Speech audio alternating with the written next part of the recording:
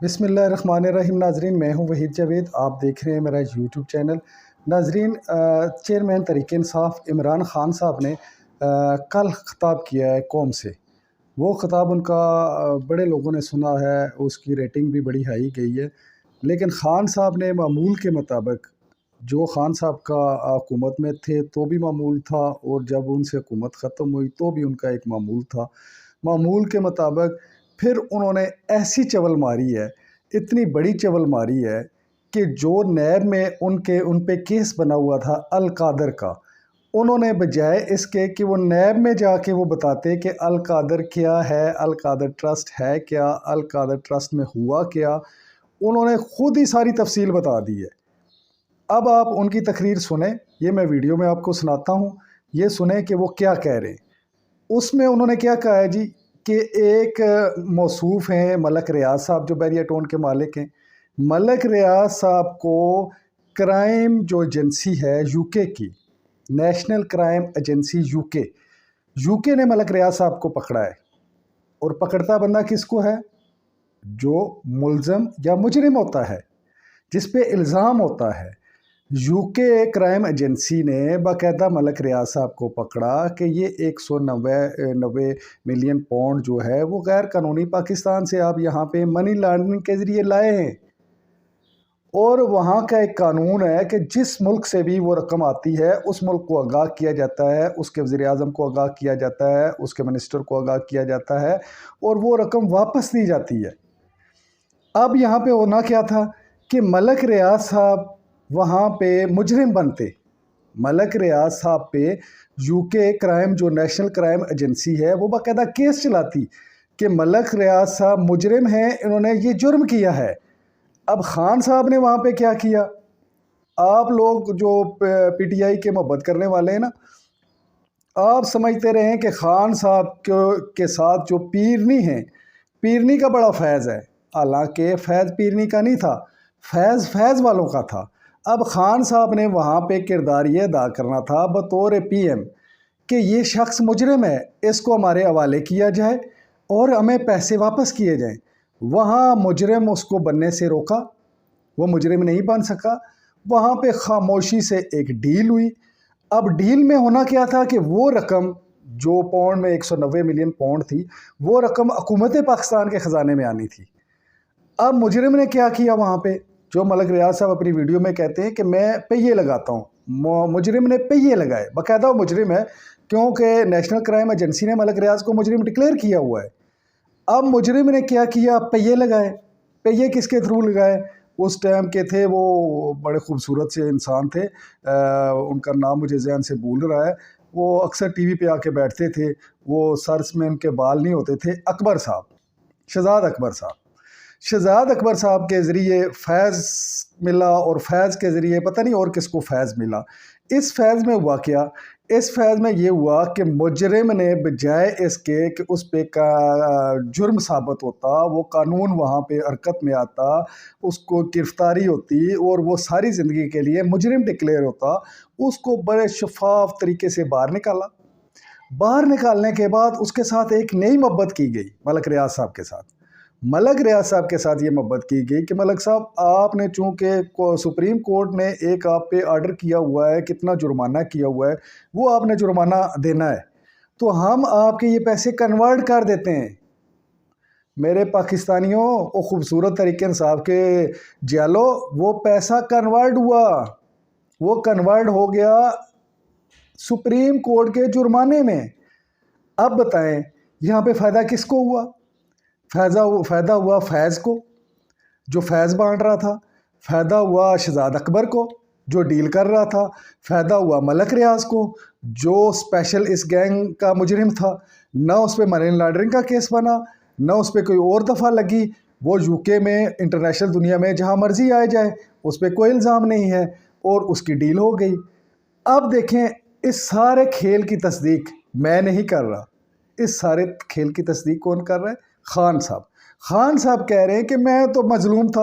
اب آپ سنیں یہ ویڈیو اور خود فیصلہ کریں کہ خان صاحب پہ جو آپ کہہ رہے ہیں نا یہ جیلی کیس ہے. آپ یہ ویڈیو دیکھیں اور خود فیصلہ کریں کہ خان صاحب سے چول کہاں کہاں اور کیسے کیسے ہوئی. یہ پیرنی کا فیض نہیں تھا, یہ کوئی اور فیض تھا, اور اس فیض میں کس کس نے فیض اٹھایا وہ آپ کو بھی پتہ ہے. یہ ویڈیو دیکھیں, سنیں اور فیصلہ کریں. دیکھیے جی, اب آپ نے ایسے سمجھ رہے ہیں کہ یہ ساری جو ایک کیبنٹ کے اندر فیصلہ ہوا تھا 3 دسمبر 2019 میں, اب آپ نے ایسے دیکھنا کہ آپ میرے کیبنٹ ممبرز ہیں اور آپ نے کیا فیصلہ کرنا ہے. یہ میں نے اب سارا میرا جو کیس بنا ہوا ہے وہ یہ کہہ رہے ہیں کہ یہ عمران خان آپ نے فیصلہ غلط کیا. آپ نے یہ فیصلہ اس لیے کیا کہ وہ القادر ٹرسٹ جو 1 سال پہلے بننا شروع ہو گیا تھا, آپ نے فیصلہ کیا اور اس کی گراؤنڈ بریکنگ ہو گئی تھی اس سے 7 مہینے پہلے. لیکن یہ کہہ رہے ہیں کہ وہ القادر ٹرسٹ میں کیونکہ آپ کو فائنینشلی فائدہ ہوا, جو کہ نہیں ہوا, اس لیے آپ نے یہ غلط فیصلہ کیا. اب یہ فیصلہ کیا تھا ذرا آپ نے سمجھنا کہ آپ میرے کیبنٹ ممبر. کیبنٹ کے سامنے یہ چیز رکھی گئی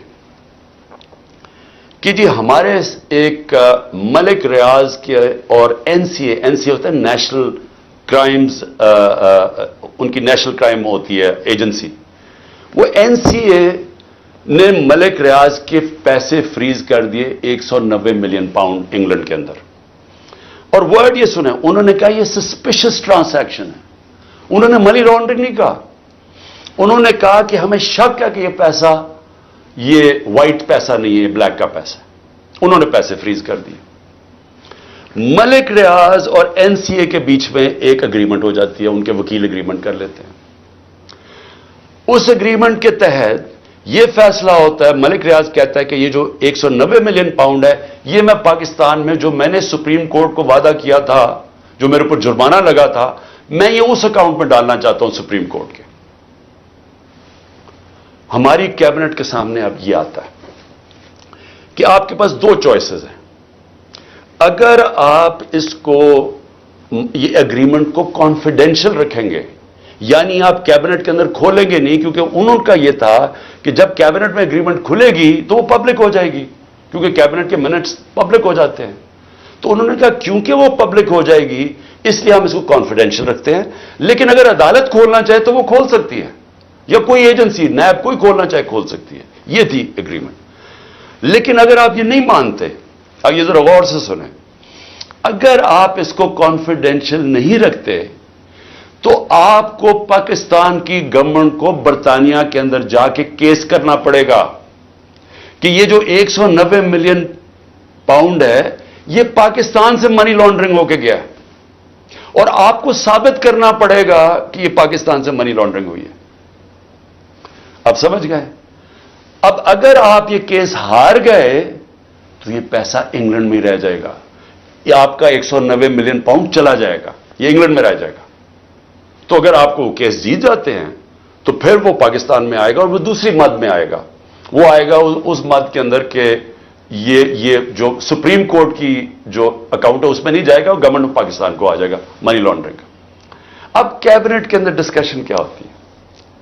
ہمیں بتایا جاتا ہے کہ $100 ملین پاکستان لٹیگیشن میں, یعنی ہم وکیلوں کو دے بیٹھے ہیں اور پیسہ ڈوب چکا ہے $100 ملین, اور کچھ نہیں ہمیں ملا واپس. ہمیں لیگل ایکشن سے آج تک ایک آنا نہیں ملا, اور انہوں نے کہا یہ 5-6 سال لٹیگیشن چلے گی, اور کوئی گارنٹی نہیں ہے کہ آپ ثابت کر سکیں گے کہ جی منی لانڈرنگ کا پیسہ ہے آپ یہ, اور اگر آپ نے ثابت نہ کیا تو یہ پیسہ انگلینڈ چلا گیا. اب یہ تھا کیبنٹ نے کیا فیصلہ کیا, آپ کیا فیصلہ کریں گے کہ کیا مجھے 190 ملین پاؤنڈ مل رہا ہے وہ پاکستان آ جائے اسی وقت؟ ہمیں بڑی ڈالرز کی ضرورت تھی, ہمیں ہمیشہ ہوتی ہے, آج بھی ہمیں ڈالرز کی ضرورت ہے, اور کبھی اتنا پیسہ پاکستان نہیں آیا. کیا ہم اس پیسے کو فوری طور پہ لے آئیں اور اسٹیٹمنٹ میں کر دیں, یا پھر ہم قانونی کارروائی میں پڑے جو کہ 5-6 سال چلے گی اور پتہ نہیں پیسہ آئے گا نہیں؟ مجھے ایک آدمی بتا دیں کہ جو اس سے اختلاف کرے گا کہ وہ پیسہ پاکستان لے آؤ.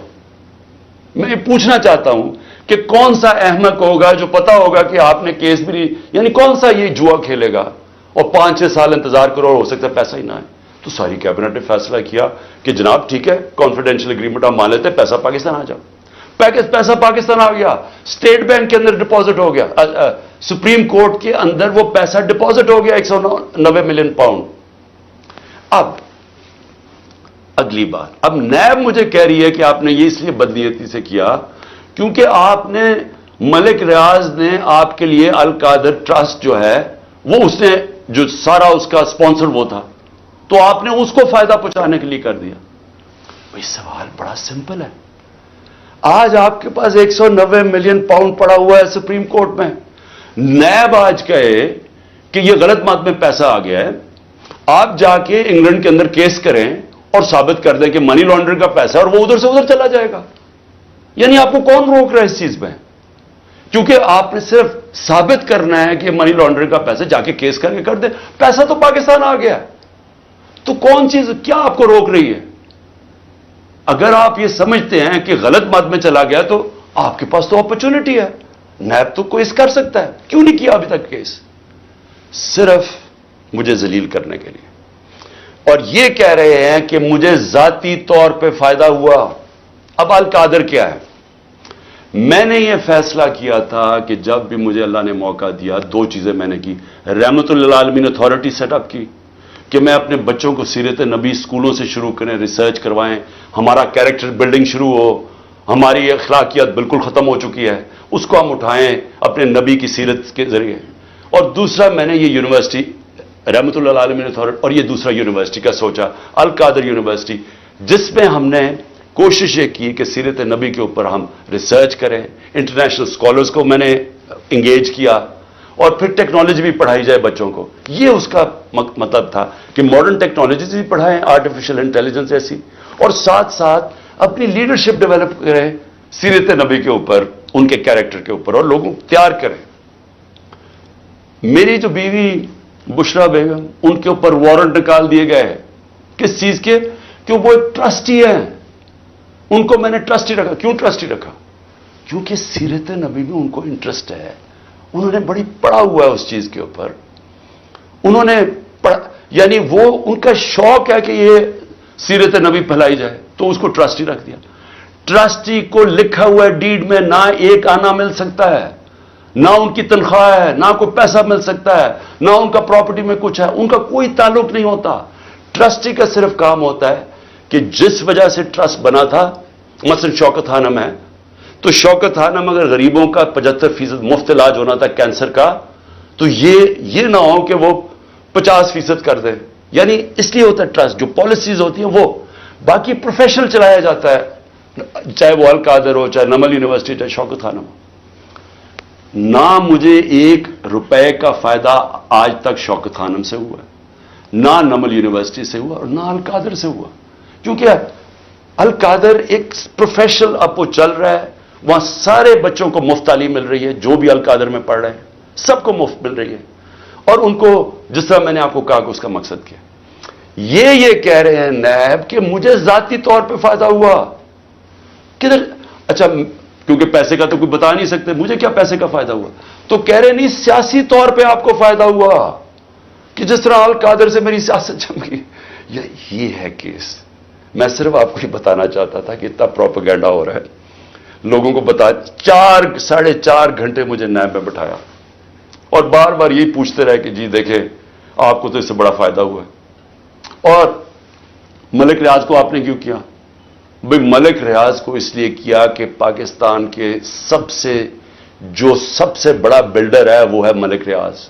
اور ملک ریاض میرا کیا انٹرسٹ تھا, وہ اس کے پاس جو موبلائزنگ اکوپمنٹ ہے وہ سب سے تیزی سے کام کرتا ہے. یعنی وہ اگر آپ اسے کہے کوئی اتنی تیز کام نہیں کرتا جتنا ملک ریاض کی کنسٹرکشن کرتی ہے.